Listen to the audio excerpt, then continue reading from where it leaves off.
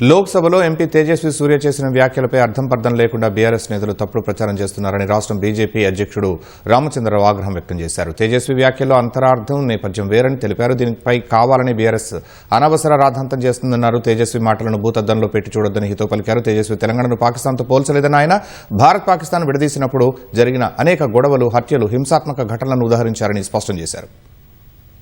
తెలంగాణ ఒక నిర్మాణం ఏ విధంగా ఎన్ని త్యాగాలతో, ఎంత రక్తపాతంతో, ఎంత యువకుల ఒక ఆహుతితో వచ్చినటువంటి తెలంగాణని మనము కాంగ్రెస్ పార్టీ వాళ్ళని వచ్చింది ఇటువంటి ఒక ఏదైతే ఆత్మహత్యలు జరిగినాయి కాంగ్రెస్ పార్టీ మీద దేశం అంటున్నారు. కానీ ఎంతమంది యువకులు చనిపోయారు ఆలస్యం చేసినందుకు. మరి ఈ నేపథ్యంలో మా ఒక ఎంపీ పాకిస్తాన్ అదేవిధంగా భారతదేశం విడిపోయినప్పుడు ఎంతమంది అయితే ఆ రోజు చనిపోవడం జరిగిందో దాని మీద కంపారిజన్ పెట్టుకుంటే దానికి అర్థం లేకుండా బీఆర్ఎస్ పార్టీ ఈరోజు దాని మీద పెద్ద ఇష్యూ చేస్తూ ఉంది.